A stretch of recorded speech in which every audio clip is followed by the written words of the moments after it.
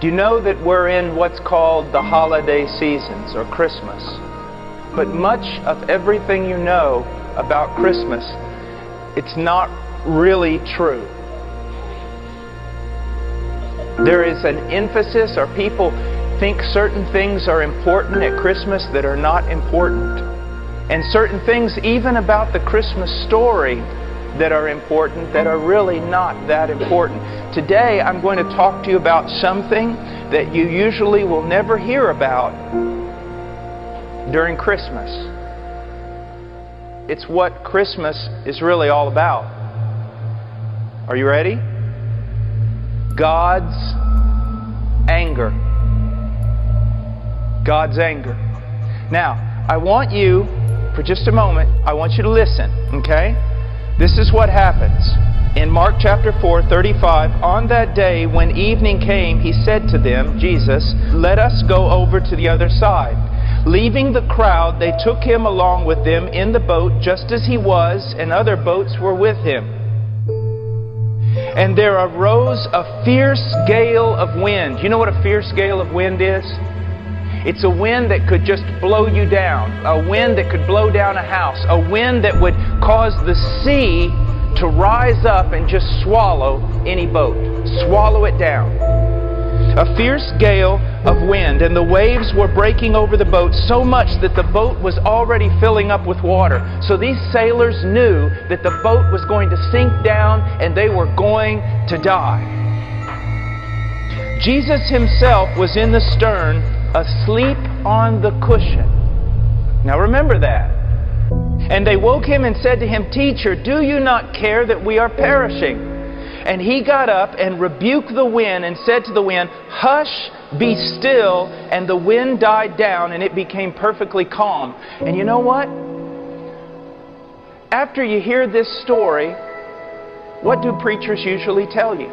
They spend the rest of their time talking about the power of Jesus Christ to calm the storm. That he could speak to the storm and calm it. Okay? So he gets up, he's asleep on the cushion. He rises up, he says, Be still, and the storm was over.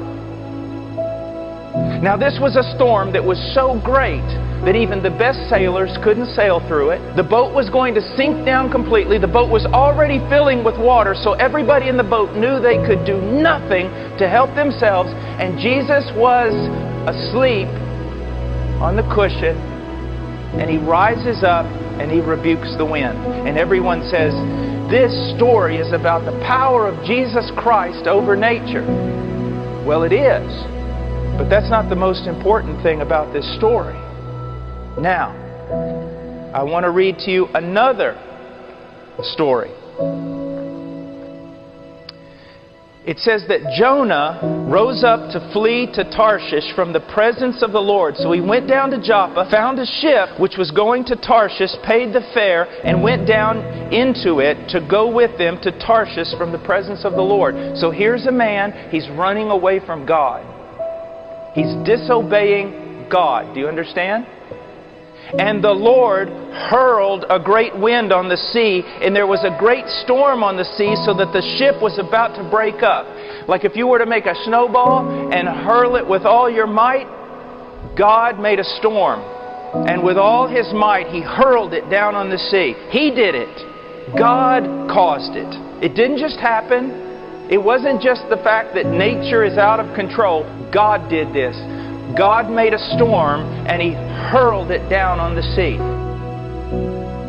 Do you see that? This is very important. Is that frightening? When I was a little boy one time, I went out shark fishing with my uncle. And I was about 9 years old. And I'll never forget, a big storm came up. And I was already afraid because we were fishing for sharks. But I noticed that when the waves came up, there was the big waves like this and then a trough. And we would be down in the trough and the waves would be up there, and then we'd come up again and go down, and I was very afraid. There was nothing I could do to save myself. It was full of really strong sailors, but God made a storm and He hurled it down on the water. Now, all the sailors are kind of wondering, why is God doing this? Why? They go to Jonah, and where do they find Jonah? They find him asleep in the boat. You remember when we talked about the story about Jesus? Where did they find him? Asleep in the boat. Do you see that? And they say, Jonah, why is this big storm happening? And he says, because I'm in disobedience against God. Well, what can we do to calm the storm? This is what they did. They picked up Jonah and threw him into the sea. Now, why did they do that? Because Jonah told them to. Pick me up and throw me into the sea, then the sea will become calm for you. They picked up Jonah, threw him into the sea, and the sea stopped its raging. It says that the storm was raging and the boat was going to break apart, and no one could do anything. Do you see that? What was that storm? That storm was God's anger. Now, why is God angry? Because of our sin. Furious because of our sin. He hates sin. Why does He hate sin? Because He's good. He's good. And because He is so good and so loving, He hates sin. And because of our sin, the anger of God comes down like a raging storm. And there's nothing that we can do to stop it. When that raging storm came, Jonah said, pick me up and throw me into the water, didn't he? And what happened? The storm stopped. So Jonah was a guilty man full of sin, and he said, if you'll take me, pick me up, and throw me into the water, then the storm will stop. Jesus was not a guilty man. Jesus was innocent. Jesus never sinned. And in order to stop the storm that was coming against you and me for our sin, we didn't have to throw Him into the sea. He threw Himself into the sea. When Jesus was on the cross, let's imagine for a moment that we're in a boat and all of us are terrified because the waves are so high the boat's going to break apart. But Jesus is asleep. Why is He asleep? Because He's done nothing wrong. He's never sinned. That wrath, that anger of God that's coming up all around us and tearing our boat apart, it has nothing to do with Him. He never broke God's law. He never sinned. He's just asleep. God's not against him. He's the perfect Son of God who always obeyed. But we're in that boat, and you and I, we deserve to die. We deserve to be swallowed up by that ocean. But Jesus comes forth right at the moment that we're about to die, and He throws Himself into that ocean. Even though He didn't deserve to die, He throws Himself into that. And when He did, when He paid for our sins with His life, then God's anger was calmed. And now God can freely love us. Do you see that? Just think about this for a moment. You're to be swallowed up into the ocean and sucked down to die forever. And Jesus says, stop. And He takes off running, and He jumps right out of the boat and throws His own body into that sea. And when He does, the sea becomes calm. Now, children, what are you going to do when you see that there's somebody out there that loves you that much, that threw their own body into the sea? Are you going to just be able to stop thinking about that? No.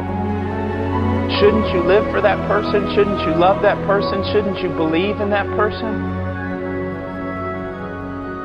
That's why Jesus is more important than anything else. Do you realize that this morning alone, I've sinned enough to go to hell? This morning alone. But Jesus threw Himself into the sea. He stopped the wrath of God that was coming against me and you by His own death in our place, even though He did not deserve to die. You want to know what Christmas is all about? It's about a baby in a manger who would grow up living a sinless life and go to a cross and die in your place. It's about a great king who would throw Himself into the sea, even though He did not deserve it, in order to save the people in the boat. Several years ago when I was in Ukraine, they told me a story. It's all over the place. I don't know if it's an urban legend. It was about a Russian prince and his slave. And they were in a dog sled in Siberia. and they were both taking off in a pack of wolves. And this pack of wolves came after them. And pretty soon they realized, we're not going to be able to outrun this pack of wolves. We're going to die. And so the servant threw himself off of the dog sled, and the wolves ate the servant, and the king was saved. And someone said, that's a picture of the cross. And another man said, no, it's not. If it had been a picture of the cross, it would have been the king who threw himself off the dog sled in order to save the slave. Do you see that? See, that's why we love Jesus, children. I don't like religion. I'm not all about rules and all kinds of things like that. It's all about loyalty to one person. That's what it's about. Loyalty to one person, to Jesus Christ. To the one who made you and the one who died for you. It's about being loyal to Him.